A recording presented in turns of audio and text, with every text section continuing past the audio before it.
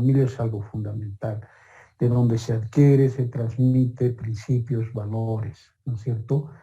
Si en una familia le vamos a transmitir cariño, amor, aprecio, es eso lo que va a difundir, ese cariño, ese aprecio, ese amor lo va a reproducir, ¿no es cierto? Ahora tú decías, en algunos casos inclusive juega un rol muy importante la religión, pero a veces hay gente que habla mucho de religión y en sus acciones son contrarios a lo que dicen, ¿no? Amar a tu prójimo y es el primero el que lo exprime al prójimo en vez de amarlo, ¿no? El ser humano entonces es una persona con una serie de intereses, de expectativas. Evidentemente el ser humano puede ser bueno, puede ser radical, el ser humano es egoísta, el ser humano quiere ser más que los demás, siempre quiere tener mejor posición económica, política, social, ¿no es cierto? Entonces, ese es el ser humano, a veces individualista, a veces mucho más comprometido con la solidaridad, etcétera. Ese es el ser humano, ¿no? Y así son los seres humanos de manera individual en la sociedad, ¿no? A veces todos son tus amigos mientras puedan sacarte algo de provecho, porque cuando ya te han sacado de provecho se olvidan de vos. Debe pasar eso.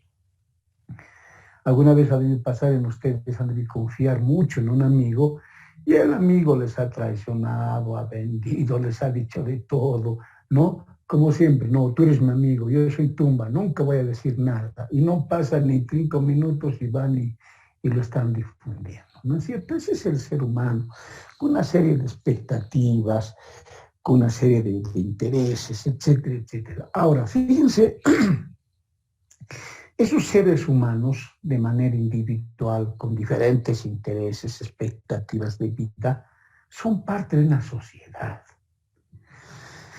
Ahora, esos individuos, ¿cómo se comportarán en una sociedad, Osvaldo? A ver, ¿qué dices? Esos individuos que tienen diversos intereses, expectativas, ¿no? Ideales, ¿cómo se comportan en una sociedad, Osvaldo? Muy buenas noches, doctor, muy buenas noches, compañeros.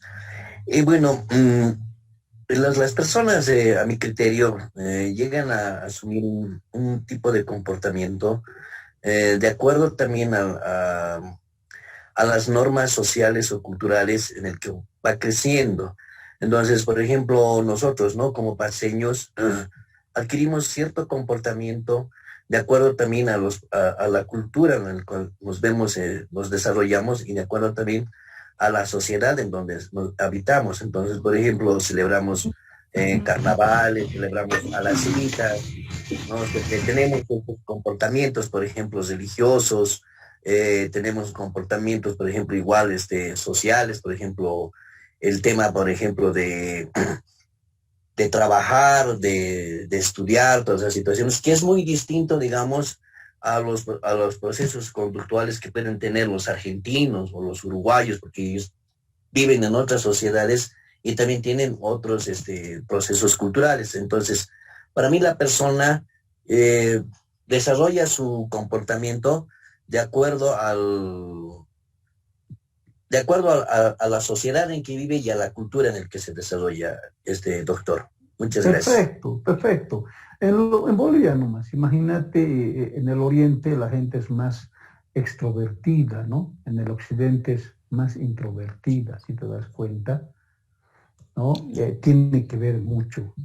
Y lo que tú dices es verdad, porque se va a desarrollar en un mundo donde existe un conjunto de usos, costumbres, tradiciones y ritos, manifestaciones culturales, etcétera, etcétera, ¿no? Pero en el relacionamiento con la sociedad, ¿cómo es, por ejemplo, nuestra sociedad? Es interesante. Solamente analizaremos el presterío, ¿no? ¿Han visto ustedes estas últimas fiestas que están haciendo? Con 4, 5, 6 orquestas, 7 orquestas, 2 días, 3 días de festejo, ¿no? Y de pronto dice, uy, ¿de dónde sacó tanto dinero, tanta plata?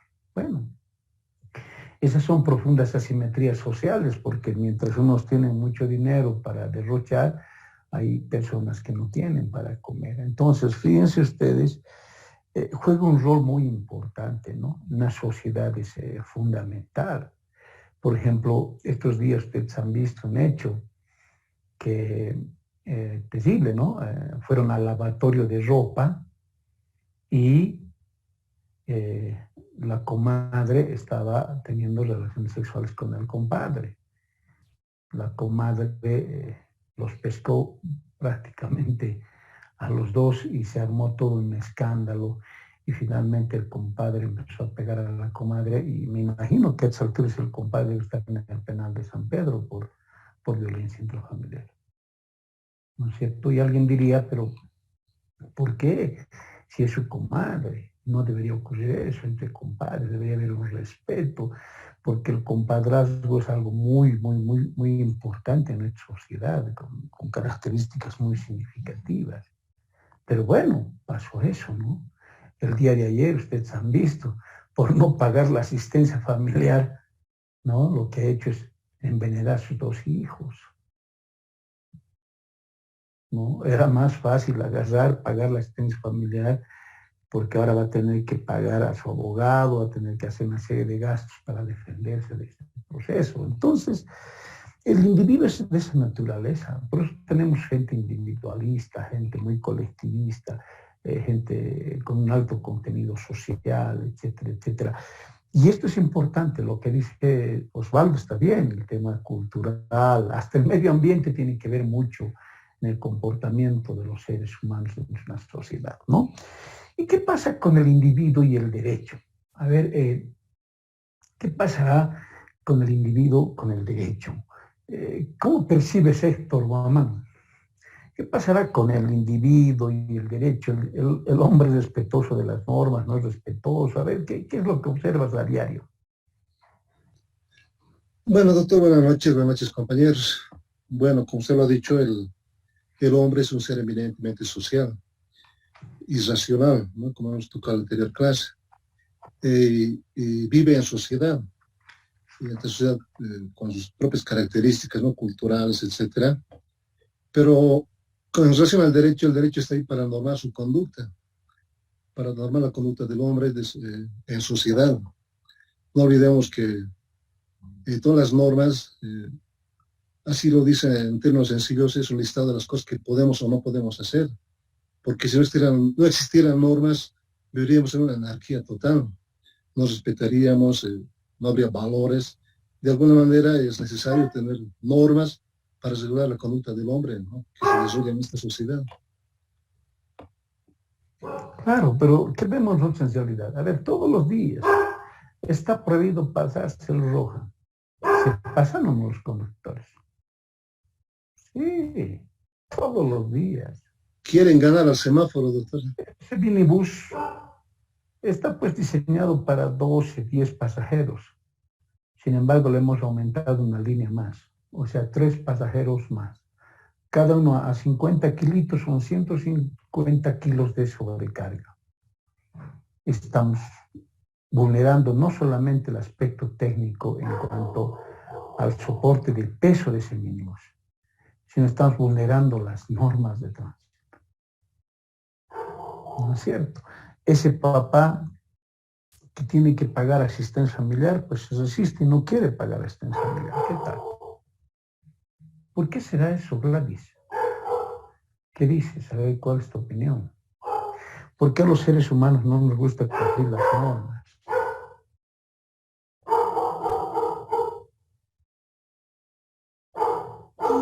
Buenas noches, doctor.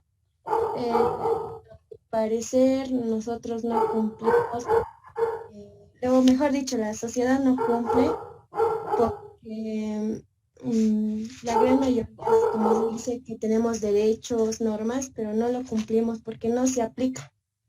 En la gran mayoría no se aplica. O sea, no se aplica, no queremos respetar nuestros derechos, nuestras obligaciones, nuestras garantías. Pocos lo aplican, doctor, pero la gran mayoría no lo aplica. Y si todos aplicáramos las normas, sería diferente. Imagínate cuando vas a comprar algo, ¿quiere facturar? Te dice. Le dice, no, sin facturita está bien. Ah, sin factura te rebajo 3 pesos o 2 pesos. ¿No? Entonces, fíjense ustedes, y al no pedir factura le estamos causando daño al Estado, porque el Estado podía haber percibido esos recursos económicos para invertir en obras, ¿no? Entonces, fíjense ustedes, todos los días, cuántos seres humanos violan normas, violan derechos, violan garantías. No me está viendo, entonces me pasaré en un mar rojo, ¿no? Entonces, fíjense ustedes, vamos vulnerando siempre normas, ¿no? Y el Estado impone normas. ¿Para qué impone normas? Para normar, regular la conducta humana, como decía hace rato Osvaldo. Entonces, tiene que haber normas, ¿no?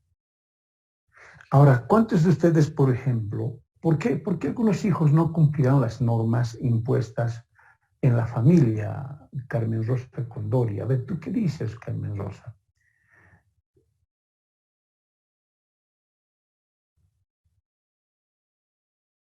Está apagado tu micrófono, Carmen Rosa.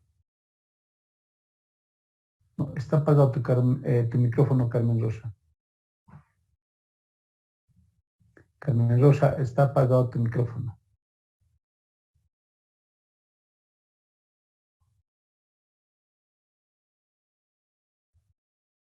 A ver, mientras Carmen Rosa resuelve el problema técnico. ¿Qué dices tú, Andrés? Andrés Martín, ¿qué dices, hermano? Porque a veces el papá te dice, hijo, no hagas esto, llega temprano. Pero el hijo, nada que ver, ¿no? Desafiamos a la noche, desafiamos al tiempo, desafiamos al espacio. ¿Por qué será, Andrés? ¿Qué dices? Yo creo que para eso precisamente son las normas, porque, o sea, son para que las normas son hechas para vivir en sociedad, porque si no hubieran las normas, ya cada uno haría lo que quiere y eso ya estaría vulnerando los derechos de los demás, porque todos queremos nuestros derechos, pero no todos entendemos que los nuestros terminan donde empiezan los de los demás. Por ejemplo, si a un padre que abandonó a sus hijos no le dices tienes que pagar o si no te vas a ir a la cárcel por tanto tiempo, no lo va a hacer. Para eso precisamente están las normas. Si mi papá no me dice a las 10, 11, 12 estás en la casa o si no alguna penalización, voy a agarrar, si se me da un directo, llego más tarde o cualquier otra cosa puede pasar. Para eso están las normas. Y para eso están también las sanciones. Las normas son para cumplirlas, ¿no es cierto? Pero no siempre las cumplimos. Y a veces inclusive desafiamos, ¿no? Papá dice, no vayas, hijo. Ah, señor, yo voy nomás, no hay problema. Entonces, ahora fíjense ustedes, ¿qué pasará con los individuos en una sociedad diversa culturalmente como nosotros? ¿Qué es lo que pasa en una sociedad diversa? ¿Qué dices, Viviana? En una sociedad diversa, ¿no? ¿Qué es lo que pasa con los seres humanos? Los aymaras, los quechas, tupi-guaraní, monjeños. Buenas noches, doctor. Creo que cuando se trata de diversidad, de ideales y de ¿cómo decirlo?, de normas que existen también para regular el comportamiento. Al haber esa diversidad, también va a haber sujetos que, colectivos que crean sus normas, que no van a ser iguales. Por ejemplo, los aymaras, los quechuas, ¿no? alguien, por ejemplo, tiene un papá aymara y una mamá quechua, y algunas veces ellos hablan, ¿no? Los dos idiomas, el aymara y el quechua. Entonces va a tener una importancia fundamental. Ahora, algunas veces el hombre es intolerante, y cuando es intolerante entra en el ámbito del racismo, la discriminación, que también es interesante. ¿Por qué les hago estas preguntas? Porque en la anterior clase ya habíamos analizado esto. Les hago estas preguntas porque, fíjense, el abogado trabaja con la sociedad, trabaja con los hechos jurídicos que están dentro de la sociedad. El abogado va a trabajar con ese contexto. Señor abogado, ayúdeme. Sabe, yo quiero ser el único heredero y quiero que a mis hijos los vote, los saque. O a mis hermanos los saque de esta herencia. Yo solamente quiero ser el único. ¿Qué vas a hacer? ¿No? Yo recuerdo una vez, cuando era muy joven y salí recién abogado, trabajaba en una empresa y el gerente me dijo, le voy a aumentar 3 veces más de lo que usted gana de sueldo. Pero usted lo que tiene que hacer es hacer de que no paguemos beneficios sociales a los trabajadores y para eso denúncielos por apropiación indebida, denúncielos de cualquier situación.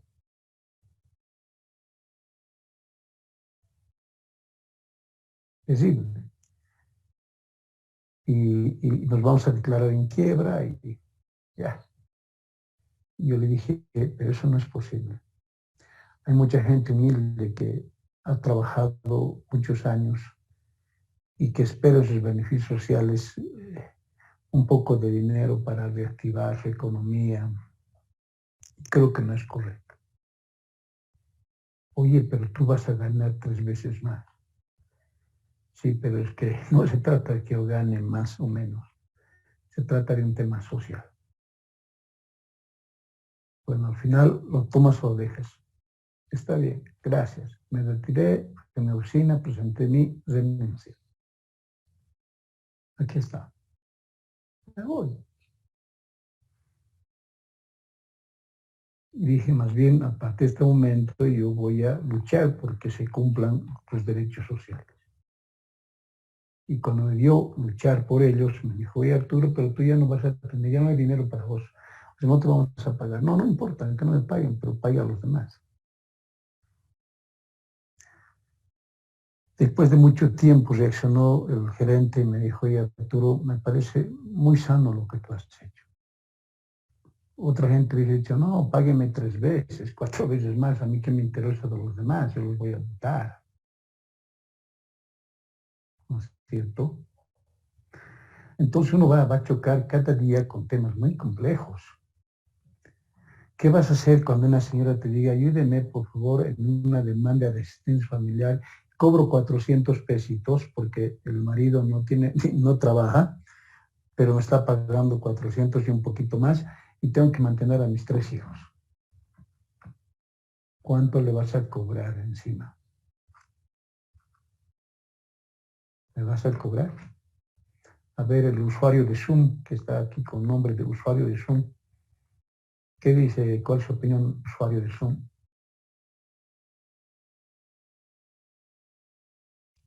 Perdón, doctor. No lo confirmé, estaba con usted con mi celular. Bueno, mi opinión es que hay que tener ética profesional primero, ¿no? Aparte hay que tener valores. No, pero él está actuando en el ámbito ético, está trabajando. Le ha atendido todo el proceso con ética. El tema es que va a cobrar 400 pesos de asistencia familiar para todos sus hijos. Y ahora el tema es, el abogado, ¿qué hacemos? ¿Le va a cobrar? ¿Tú qué harías? Complicado, ¿no? Complicado porque hay un arancel, ¿no? Mínimo del colegio de abogados que se tiene que cobrar.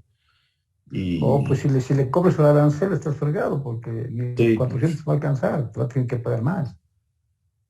Aparte, no, yo lo vería desde dos puntos de vista, ¿no? Uno desde el punto de vista sentimental porque necesita colaboración una señora que necesita justicia, y desde el otro punto de vista, bueno, normativo, ¿no? Porque a veces he visto en algunos casos como profesionales independientes que llevando un caso, Servicio de Impuestos le fiscaliza y le dice, tú has llevado este caso, ¿por qué no has cobrado el arancel mínimo del colegio de abogados, ¿no?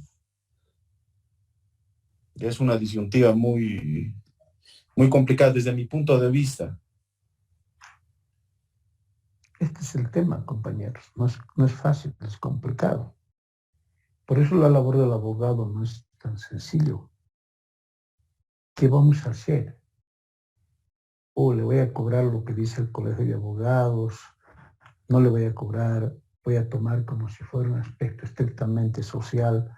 Es un tema muy importante. Ahora, ¿por qué? ¿Dónde quiero aterrizar? Porque todo esto habíamos analizado ya en la clase anterior. Yo quiero aterrizar en algo que es importante. Yo les decía que el derecho es producto de la vida social, y ese es un planteamiento estrictamente sociológico. Para la corriente sociológica, el derecho tiene su punto de partida en la vida social. O sea, el derecho nace de la sociedad, de las necesidades sociales, de la realidad social. Y en esa realidad social, indudablemente, les decía, viven pues seres humanos con diferentes intereses, expectativas, ¿no es cierto? Miren ustedes, podemos encontrar seres humanos de todo, ¿no? Me encantó escuchar la entrevista de este señor que le hizo a su hija los 15 años en el Brasil, con 6,000 invitados y con una cartelera, pero increíble, de grupos extranjeros que llegaron del Perú, de la Argentina, de México, etcétera, etcétera. ¿No? ¿Cuánto de dinero ha debido gastar? ¿No? Imagínense, 6,000 invitados. Y la cantidad de grupos internacionales. ¿No? Terrible. Y cuando le decían, por ejemplo, ¿y usted cómo ha hecho su lista de invitados? ¿No? Porque imagínense, 6,000 invitados. Tienes que trabajar una lista, ¿no? Y seguramente ese momento se había que acordar en los familiares, los amigos, ¿sí?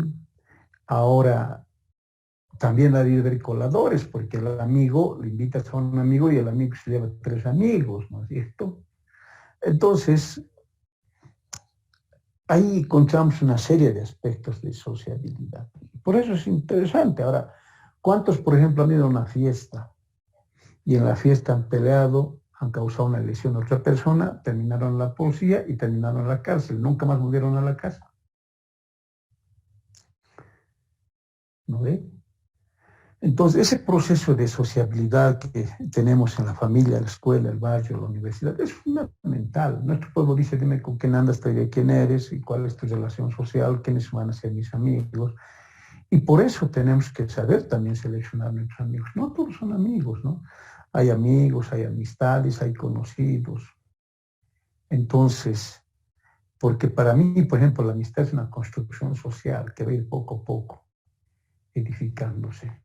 Y la amistad es algo muy importante. Para mí el amigo está en las buenas y en las malas. El amigo está en el momento más oportuno para ayudarte una mano, ¿no? ¿Y cuántos son amigos solamente de conveniencia? O sea, soy mi amigo porque me pongas en el trabajo de investigación mi nombre, porque después que me pongan nota a mí no me interesas. Entonces, ese proceso de sociabilidad es bien importante, les decía a ustedes. La familia, la escuela, el barrio, la universidad. Y vamos a estar en permanente proceso de sociabilidad. Yo cuando les pido prendan sus camaritas, porque nos estamos socializando, porque gracias a esta posibilidad de vernos a través de esta cámara, pues yo puedo reconocer a Héctor, a Osvaldo, a Diana, puedo reconocer a Carmen Rosa, a Viviana Calderón, etcétera. Y es una forma de socializarnos por este medio, de conocernos, comprendernos, ¿no es cierto? Y también para mí es importante decir, a ver, ¿qué dices vos, Grace, no? Porque imagínense si no tuviera los nombres y apellidos, ¿qué le diría? Del 725-42-2, ¿no? Entonces, es parte de esa sociabilidad. Y por eso, distinguidos amigos, les decía a ustedes, donde hay derecho, hay derechos, hay obligaciones, hay garantías y hay formas de prevención. Y eso tenemos que tener muy clarito, ¿no es cierto? Ahora, ¿para qué sirve el derecho? Para preservar pues nuestra integridad física, nuestra integridad social, cultural, moral. ¿Se imaginan si no hubiera normas? Como decía hace rato Andrés Martín, si no hubiera normas, todo sería un caos, una anarquía, un desorden, ¿no es cierto? Entonces necesitamos regular nuestra conducta social. ¿Y cómo vamos a regular nuestra conducta social? A través de este aporte de los romanos entre el juicio y el faz, fue pues un aporte significativo, muy importante para el ámbito del derecho. Bueno, eso está muy claro, pero seguimos con la pregunta, ¿qué es el derecho entonces? ¿Qué es el derecho? Y muchos, para explicarnos de qué es el derecho, llegan al origen etimológico de la palabra derecho, ¿no? Haciendo notar de que el origen etimológico de la palabra derecho no siempre nos va a dar una noción clara y precisa de cuál es el verdadero significado. No nos va a dar. Nos puede aproximar, pero no nos va a dar una significación clara.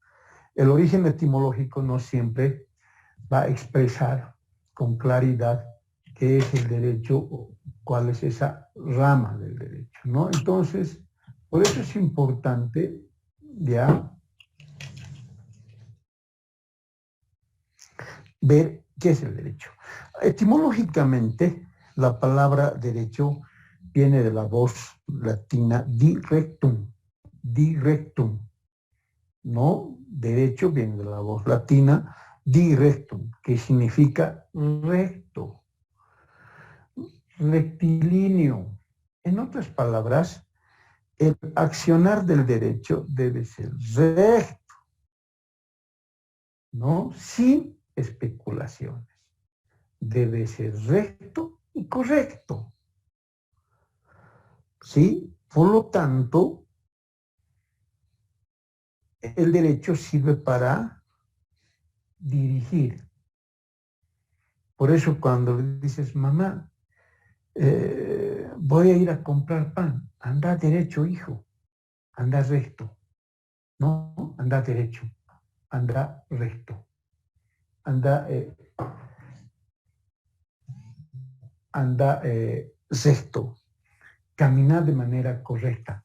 Yo quiero ser un hombre de derecho, un hombre correcto, un hombre recto, un hombre rectilíneo, un hombre que respete las normas. Yo soy un hombre de derecho. ¡Qué bien! ¿No? Entonces, viene del participio pasivo dirigere, ¿no? Dirigir. Pero el derecho no solamente dirige, el derecho manda, ordena, organiza, gobierna, conduce. El gobierno, es decir, el derecho tiene que preservar la convivencia social. Ya les vuelvo a decir, imagínense si no tuviéramos un derecho, no hubiera normas, ¿no? Entonces, el derecho tiene que ordenar rectamente las relaciones humanas. Tiene que ser rectamente, correctamente.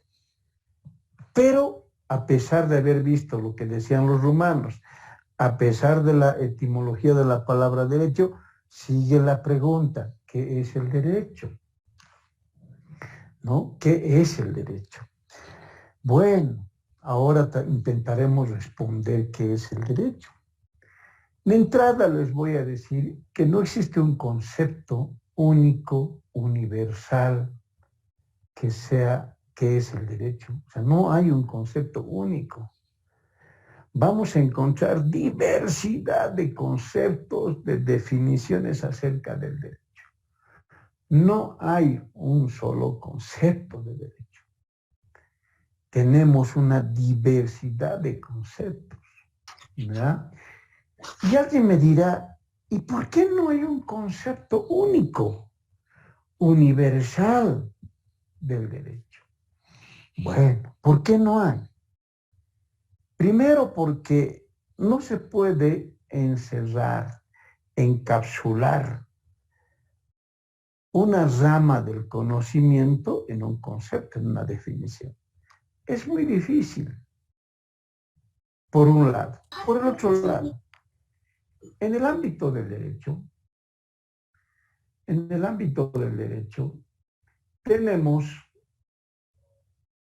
en el ámbito del derecho una diversidad de criterios ideológicos, teóricos, doctrinales y filosóficos. Tenemos normativistas, sociologistas, historicistas, culturalistas, marxistas, etcétera, etcétera, etcétera.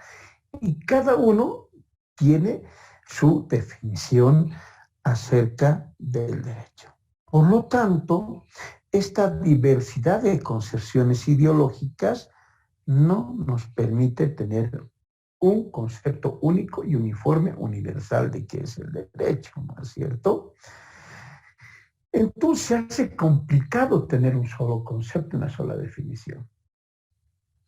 Entonces, ¿qué hacemos? Ahí vamos a hablar de 3 líneas importantes. Unos dicen que no se puede dar una definición, ¿no?, de derecho. O sea, no se puede definir el derecho.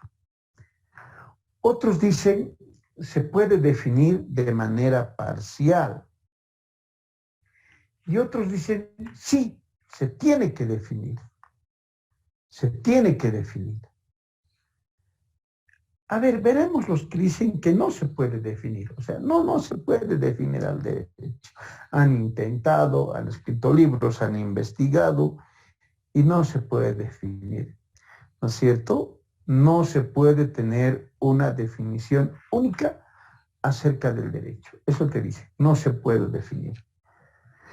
Está imposibilitado de contar con una sola definición del derecho por la existencia de varias posturas y concepciones teóricas, doctrinales e ideológicas.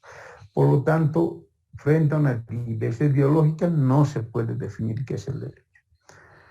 ¿No es cierto? La variedad de puntos de vista respecto a el accionar del derecho no permite conciliar un criterio único y construir una sola definición. ¿No es cierto? Por lo tanto, es difícil tener una definición exacta, única, universal de qué es el derecho.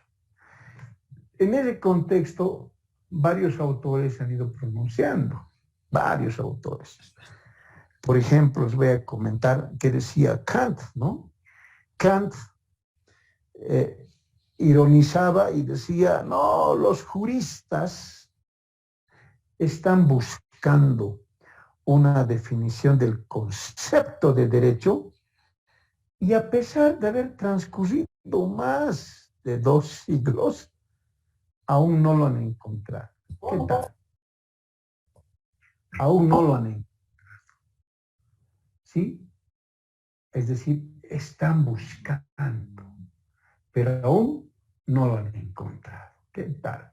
2 siglos y hasta ahora no lo han encontrado. ¿No? Como decimos, es bien difícil tener un solo concepto.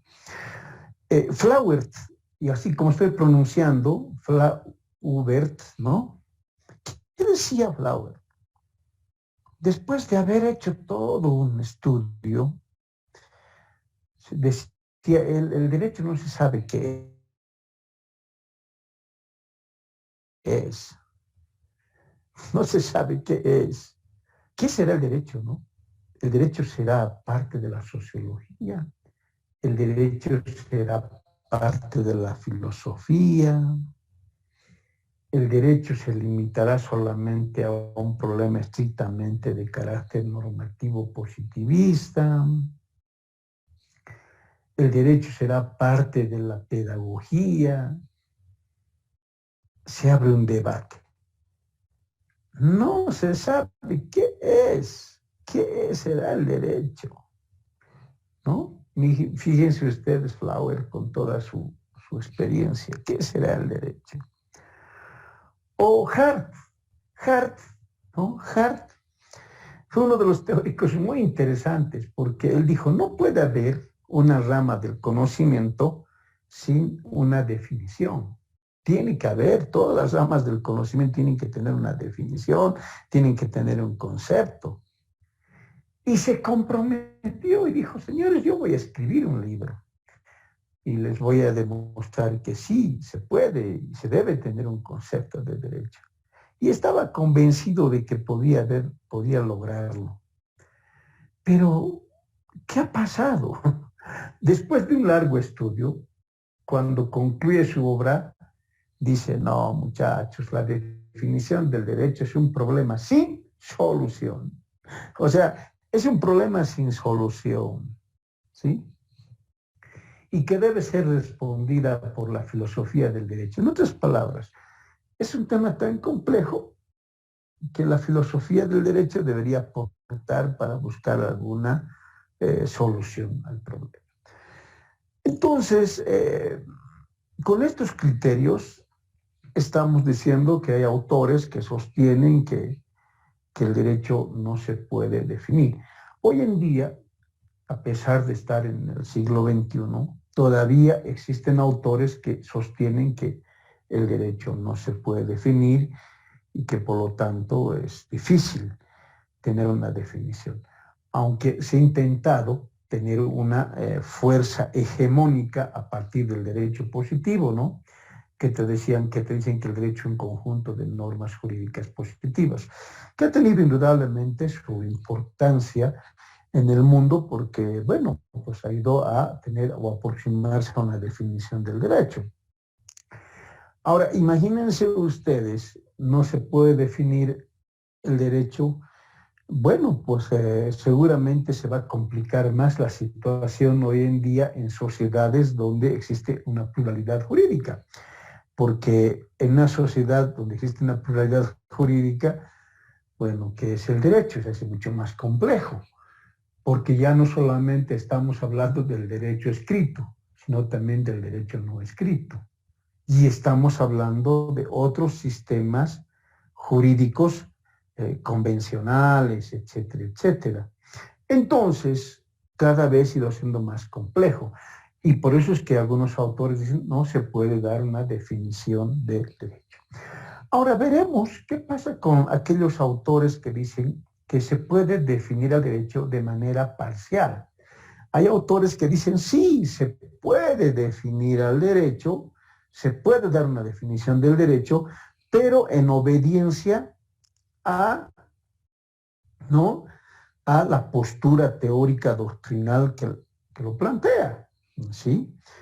Es decir, si bien existe una diversidad de opiniones teóricas, doctrinales, filosóficas, cada una de ellas tiene su propio criterio acerca del derecho. Consecuentemente, cada una de estas corrientes, atendiendo a su fundamento ideológico, puede lograr dar una definición del derecho. Entonces, cada una de ellas puede lograr dar una definición del derecho. Entonces, ahí está. Estas dicen, sí, se puede definir, pero tomando en cuenta la postura ideológica. Por ejemplo, ¿no?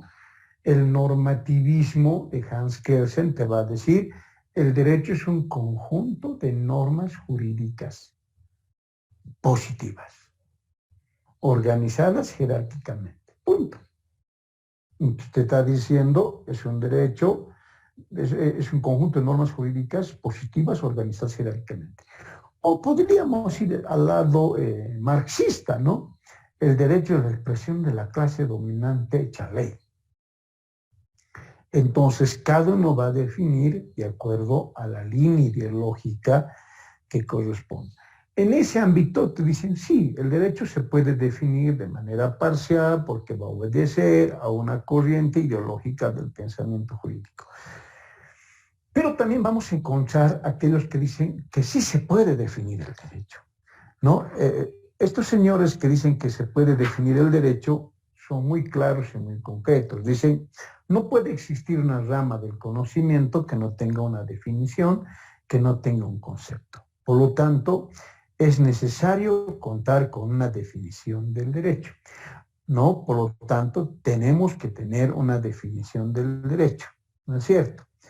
Y, por lo tanto, el derecho tiene que tener esta definición, tiene que tener un concepto, puede sustentarse en posturas unidimensionales, bidimensionales, tridimensionales o multidimensionales, pero tiene que haber una definición del derecho. Ahora, en ese contexto, ¿qué han hecho los teóricos? Los teóricos han dicho, para definir el derecho tenemos que tomar en cuenta los siguientes elementos. A ver, ¿qué elementos debo tomar yo para definir el derecho? Los teóricos dicen, el primer elemento es la sociabilidad del hombre nacida de su propia naturaleza. La socialidad del hombre nacida de su propia naturaleza. El segundo elemento, la necesidad de regular la conducta humana mediante normas. La necesidad de regular la conducta humana mediante normas. Y la tercera, la conducta orientada hacia valores. La conducta orientada hacia valores. Entonces tendríamos tres elementos. La sociabilidad humana, la necesidad de regular la conducta humana y la conducta orientada hacia valores. Entonces, yo para hacer una definición del derecho no puedo dejar de lado estos elementos, ¿no? Ahora, algunos solamente han tomado el elemento de la sociabilidad. Por ejemplo, el derecho es una regulación, es la regulación de la vida social, punto, ¿no? Otros han tomado dos conductas. Es dicho, el derecho es un conjunto de normas jurídicas que regulan la vida social. Y he tomado dos aspectos, la relación social y la norma. Otros han dicho, no, el derecho es un conjunto de normas jurídicas que busca la justicia. ¿Ven? Fíjense. Entonces, se han ido manejando estos elementos con el objetivo de buscar. Ahora, es cierto que es importante la sociabilidad humana, el ser humano se socializa, tiene que ir en sociedad, tiene que regular su vida social. Es necesario que el ser humano viva con normas, que le pongan normas para regular su conducta, y es necesario que el ser humano oriente su conducta hacia valores, ¿no? Por ejemplo, la justicia es un valor, el bien es un valor, ¿no? Y un valor es una cualidad, una cualidad. Entonces, el hombre tiene que orientar hacia determinados valores. En ese contexto, distinguidos amigos, hoy tendríamos que clasificar entonces, para entender qué es el derecho, en posturas unidimensionales, bidimensionales, tridimensionales y multidimensionales. Es decir, hay posturas unidimensionales. Si digo unidimensional, es de una sola dimensión. Bidimensional, dos dimensiones. Y si digo tridimensional, tres dimensiones, ¿no es cierto? Entonces, y cuando digo multidimensional, muchas dimensiones, más dimensiones. Por ejemplo, las posturas unidimensionales, que atienden a una sola dimensión, ¿no? A una sola dimensión. ¿Recuerdan ustedes que decían cualquier definición puede ser parcial, atendiendo a la línea ideológica de quien lo plantea? Y ahí estaríamos hablando las posturas unidimensionales, una sola dimensión. Por ejemplo, ¿qué dicen los culturalistas? ¿No? ¿Qué dirán los culturalistas? La corriente culturalista. La corriente culturalista dice, el derecho es una expresión cultural. ¿Por qué? Porque el hombre interviene de manera directa en la elaboración de las normas del comportamiento humano. O sea, el hombre, el artífice, es el ser humano. Él hace las normas. ¿No es cierto? Lo que hace es rescatar y elaborar normas. Seguramente va a tomar pues un conjunto de bienes, un conjunto de valores materiales, espirituales, va a estudiar y el hombre va a recoger, los va a organizar y va a hacer. Por eso ustedes en varios libros van a encontrar, dice, el derecho es, ¿no? Una expresión cultural contenido en normas generales, ¿no? Entonces, ¿qué quiere decir? Que nació de una realidad cultural. También los culturalistas dicen que cada sociedad tiene su cultura y dependiendo de sus aspectos culturales, también va a tener una construcción de lo que significa el derecho, ¿ve? Entonces, vamos a tener ya posturas. ¿Y qué dicen la corriente sociologista? ¿No? ¿Qué dice esta corriente sociologista? La corriente sociologista, compañeros, dice, el derecho es una expresión social. El derecho es una expresión social. El derecho es producto de la vida social.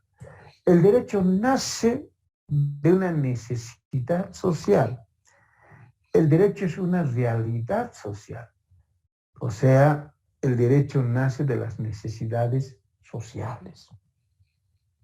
Ahí está su fuente. Ahora, fíjense, ya podemos tener una discusión. El culturalista dice el hombre. En cambio, la teoría sociológica dice la sociedad. ¿No? El culturalismo dice el hombre, con nombre y apellido. En cambio, la teoría sociológica dice la sociedad. Los culturalistas en algún momento le han preguntado a la corriente sociológica y les han dicho, ¿y cuándo se han reunido todos los hombres? ¿Dónde se han reunido? No se reúnen. Las normas no hace toda la sociedad, hace un hombre. Ahora que ese hombre rescate las necesidades de ese grupo social, que es diferente. Pero el artífice es el ser humano como tal. Miren ustedes. ¿No? ¿Y qué dicen los historicistas? La corriente historicista. La corriente historicista dice, todo se desarrolla en el tiempo y en el espacio. Y todo aquello que transcurre en el tiempo y en el espacio es historia. Pasa a ser historia.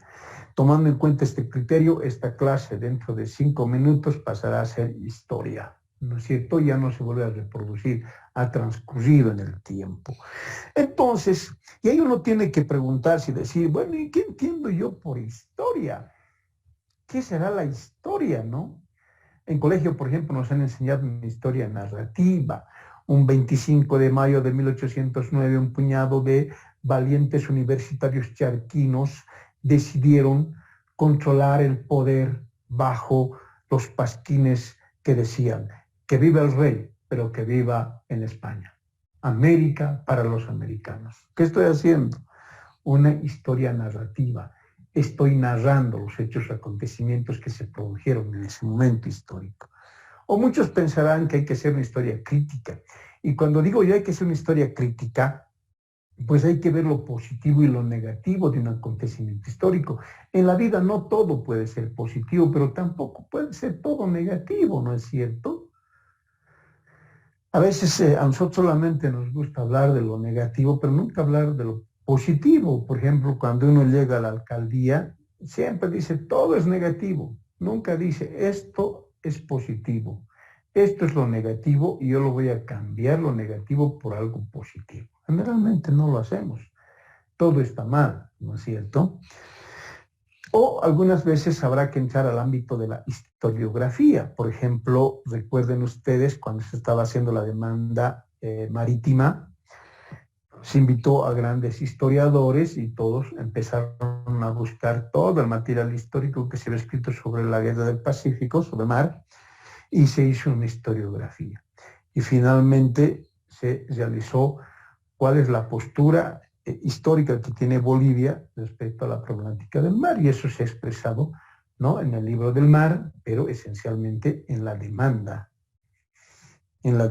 que se hizo ante la Haya.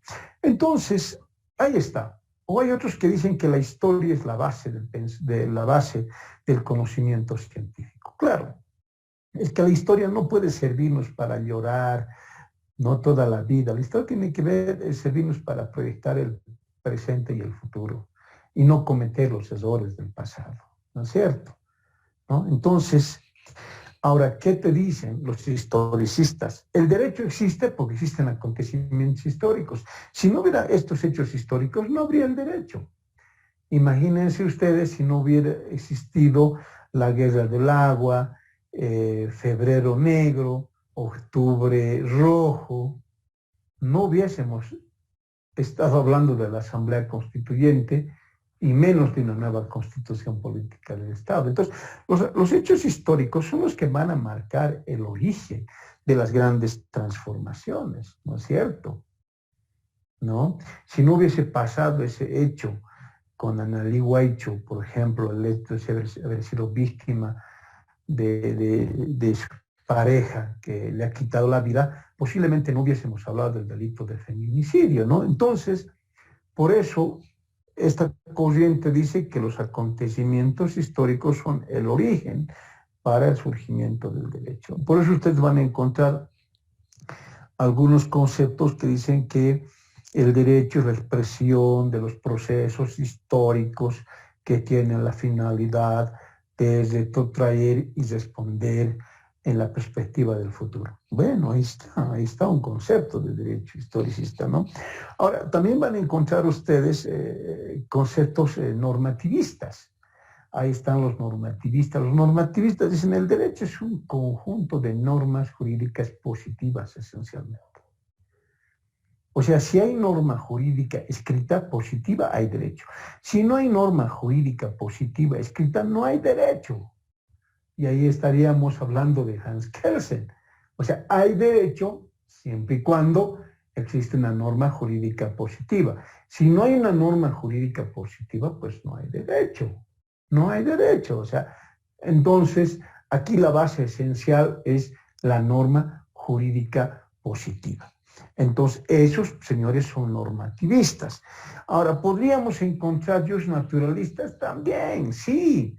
Por ejemplo, los jus naturalistas, ¿qué es lo que te dicen? La fuente esencial del derecho es la naturaleza. El hombre también es naturaleza. El hombre, ¿qué ha hecho? Inspirarse en la naturaleza a través de la razón. ¿Para qué? Para convertirlo en derecho positivo. Por lo tanto, diríamos naturaleza, razón y derecho positivo. Por lo tanto, el derecho positivo es el resultado de un ejercicio racional que ha hecho el ser humano. ¿Qué les parece? Entonces, como ustedes verán, pues podemos encontrar una diversidad de definiciones, de conceptos, y no hay uno solo, no hay único, ¿no? Hay una diversidad de teorías que te van a plantear desde su punto de vista. Es el caso, por ejemplo, de Carlos Marx. Carlos Marx te va a decir que el derecho es, ¿no?, la expresión de la clase dominante hecha ley, ¿no? Entonces, cuando te dice Carlos Marx, por ejemplo, el derecho es la expresión de la clase dominante hecha ley, te está diciendo Carlos Marx, el que detenta el poder económico, político, utiliza el derecho como un instrumento de sometimiento, de dominación.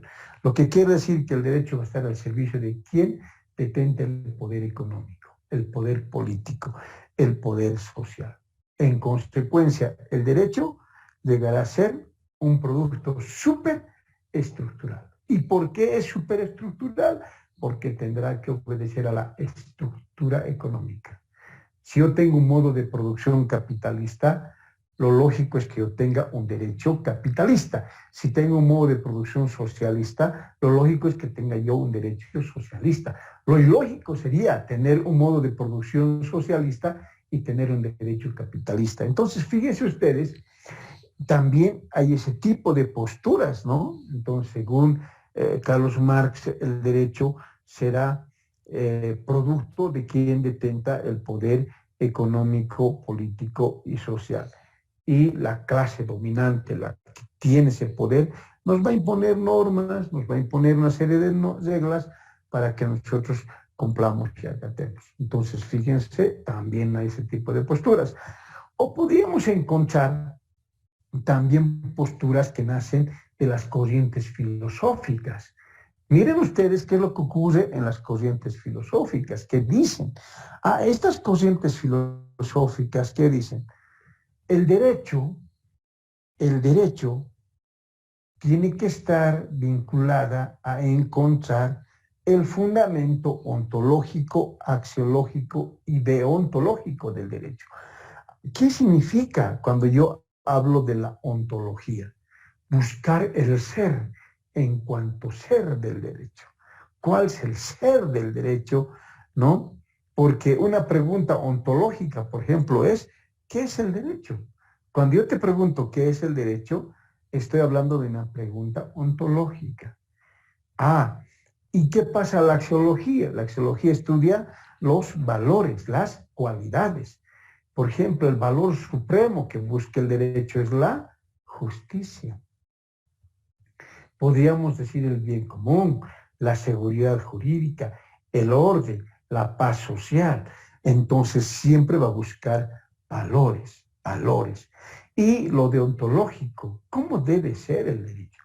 En este momento, por ejemplo, nos quejamos, está mal la justicia, hay que hacer una reingeniería, hay que cambiar a la justicia, pero el tema es, desde el punto de vista deontológico, ¿cómo vamos a cambiar? ¿Cómo tendría que ser el derecho? ¿Cómo podemos hacer un derecho cada vez más social? ¿Cómo podemos construir un derecho cada vez más igualitario? Entonces, distinguidos compañeros, no es fácil, ustedes están dando cuenta, definir qué es el derecho por la diversidad de criterios que se tienen. Entonces, hay una diversidad de criterios que se tienen, ¿no? Los sociologistas, los historicistas, los culturalistas, los naturalistas, etcétera, cada uno tiene su propia definición, ¿no es cierto? Ahora, inclusive quienes dicen que el derecho es producto de los usos y las costumbres. Ahí estaríamos hablando de las posturas del derecho consuetudinario. El derecho existía antes que el juez, que el Estado, que la policía y que el gobierno, porque el derecho nace con seres humanos. ¿Y cómo se expresa este derecho? A través de los usos, de las costumbres.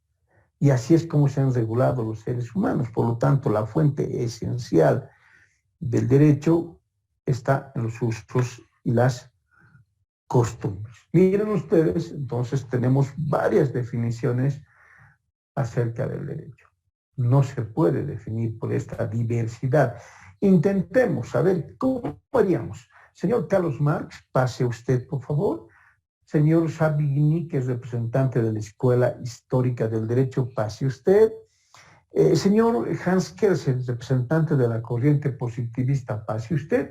Ahora, ustedes tres, pónganse de acuerdo y salgan con una sola definición del derecho. ¿Lo harán? No lo van a hacer. Primero porque cada uno tiene su ideología, de la tridimensionalidad, de la multidimensionalidad. Vamos a seguir escudriñando. Pero si alguien tiene alguna pregunta respecto a lo que acabamos de hablar, yo que estoy bien, creo. No te he enviado, Javier. Yo estoy bien. Es que es blanco, mira. ¿Cuánto te ha dicho? ¿Por qué tomarlos en cuenta a los historicistas? ¿Por qué tomarlos en cuenta a ellos de la definición? Sí, 280 más dicho más 700 casi, ¿no? Como 1000 bolivianos. Micrófonos, por favor. Ya. ¿Ya ha firmado el Iván? Disculpen, compañeros, no se entiende nada. Mañana. Los compañeros. Pásale, ándale, anda. Bien, entonces como ustedes ya, para culminar ya la clase, les estoy demostrándoles que no hay un concepto único, universal, y que tenemos un conjunto de teorías que nos dan una diversidad de conceptos, ¿no? Por lo tanto, si quisiéramos abocarnos a cada uno de ellos, imagínense, el tiempo no nos alcanzaría para estudiar, porque tendríamos que leer un libro de los naturalistas, otro libro de los historicistas, otro libro de los culturalistas, otro libro de los marxistas para ir entendiendo uno por uno.